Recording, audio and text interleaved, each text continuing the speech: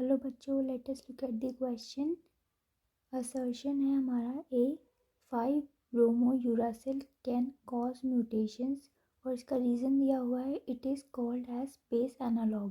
सो हमारा option A है both A and R true and reason is the correct explanation of A.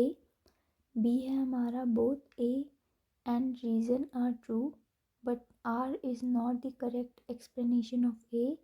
C है हमारा A is true but R is false. D है हमारा both A and R false.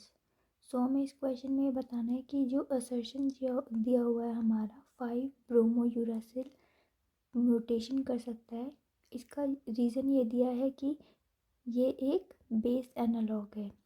तो आइए इसे समझते हैं। तो इसका पहले हम स्ट्रक्चर देख लेते हैं 5 ब्रोमो यूरासिल का।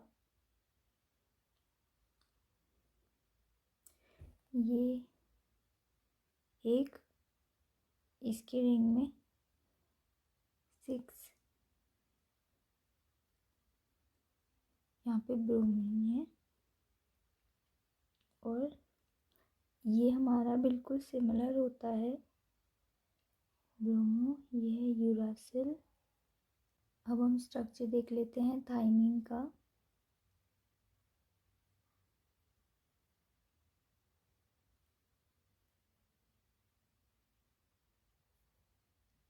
डिफरेंस क्या होता है, ये यहाँ पे आपका CH3 है एंड यहाँ पे आपका Br है। तो जो 5 ब्रोमो यूरासिल होता है ये एक बेस, ये हमारा थाइमीन का स्ट्रक्चर है। जो हमारा 5 ब्रोमो यूरासिल है इसमें आपके 6 मेंबर हैं रिंग में। तो ये हमारा होता है पायरिमिडीन।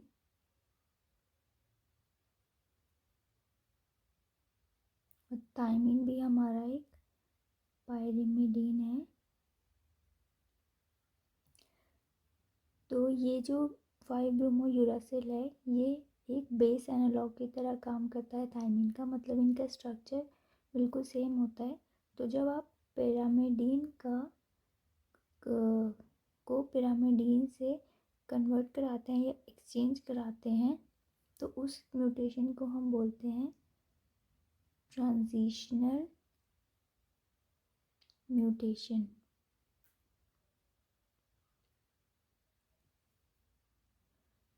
तो ये जो 5 ब्रोमो यूरासिल है ये बेस एनालॉग की तरह काम करा,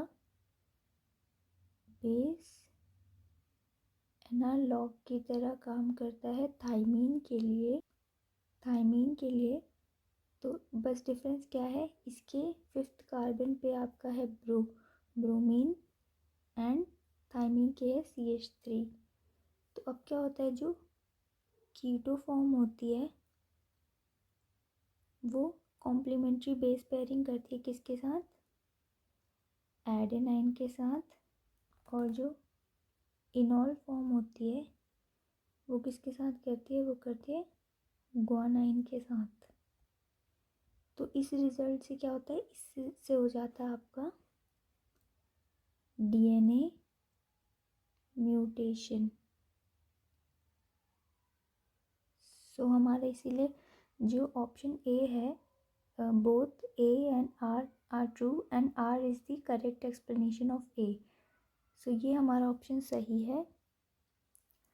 सो A 5 bromo uracil can cause mutation, reason है इसका it is called as base analogue. So ये दोनों ही सही है हमारे। So hope you understood this question well. All the best and thank you.